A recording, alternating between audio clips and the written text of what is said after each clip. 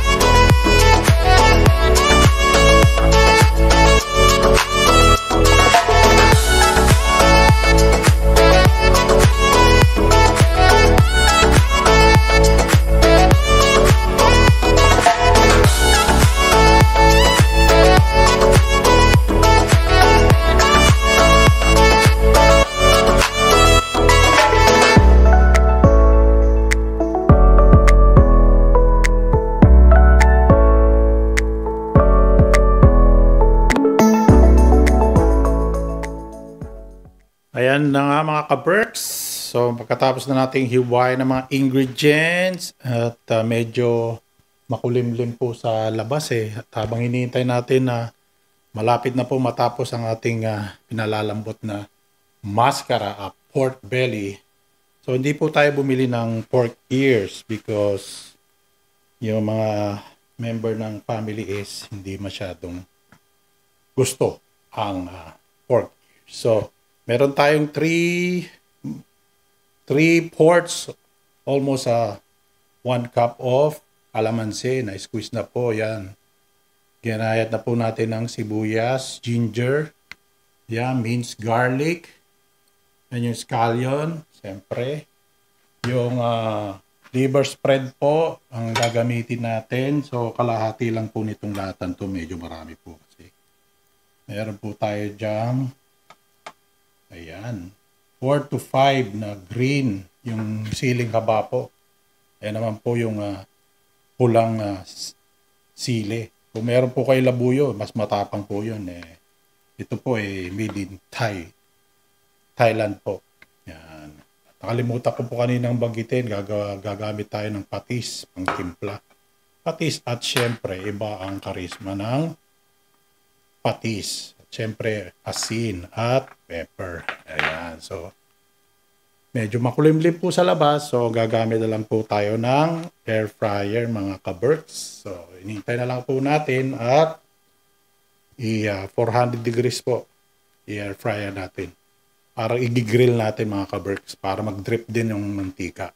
Bago natin hiwain. At siyempre, i-assemble natin later. So, stay tuned mga ka-Berks!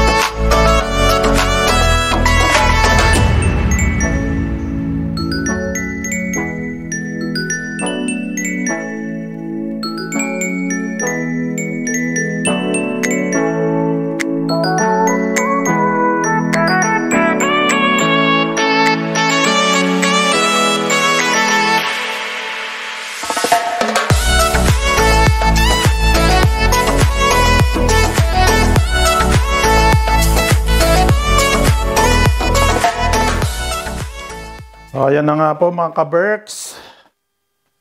Medyo mahaba-habang proseso po ito pero worth it naman mga ka-Berks. So, sa kalahating kilo po ito o mga 2.7 pounds. Yan mga ka-Berks. So, pisa na natin. O mga, hindi po pala, mga 3 pounds po mga ka-Berks. So, bago tayo mag-umpisa ng unang subo is meron tayong quotes for today. If you focus on the success, you will have stress. But if you pursue excellence, success will be granted. Ayan, napaka ganda po ng quotes na yan. So, ang may owner ng quotes na yan is si Deepak Chopra. Ayan mga ka-Berks. So, hiniwalay ko po yung sauce dito. At yung ibang ingredients kasi po yung membro ng pamilya gusto nila mas hindi masyado manghang. Sa akin po, sineparate ko, kaya yan. Saka hindi ko po hinalo, pagkakainin nyo, saka nyo lang haluin para hindi siya magsagi. Ayan. So, ang opinion ko lang po dyan kay, sa quotes natin na yan, kay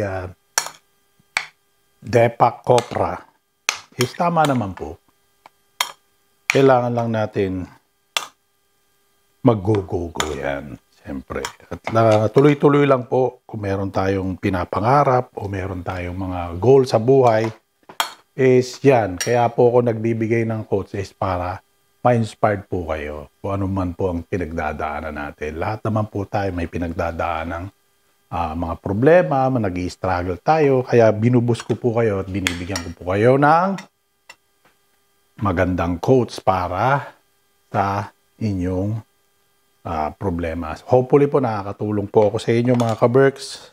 Sa ganitong bagay po nakatulong po ako sa inyo mga ka-Berks. So, ito na po.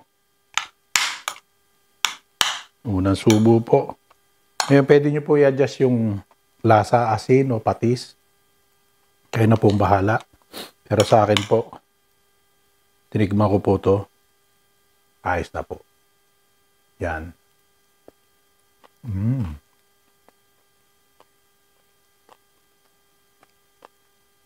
Malutong po. Kasi tinasta natin yung konti yung ating baboy.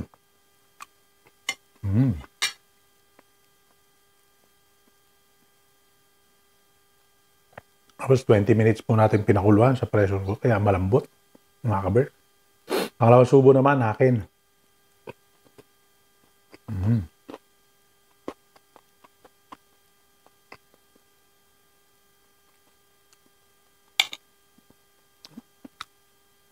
Ito pong dinakdakan. Originally sa mga Ilocano po ito. Airpat po Ilocano. Kaya magaling po siyang gumawa nito mga ka-Berks. Dinakdakan. Kalamansi po. Agad na agad yung kalamansi. Pangalan subo na. Patlong subo na ito, mga ka-Berks.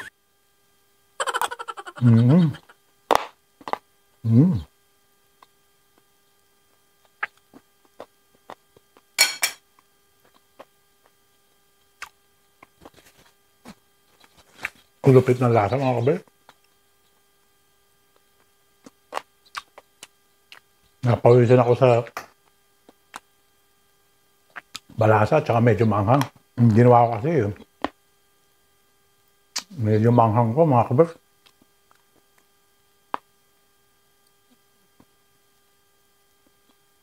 Kaya panalong-panalo. So, like, share, and subscribe lang po. Caridad sa FT. Hanggang sa muli po. Maraming po salamat. Sana po nagustuhan niyo po ang aking dish for today, dinakdakan ni Caridad FT. Bye for now. See you later.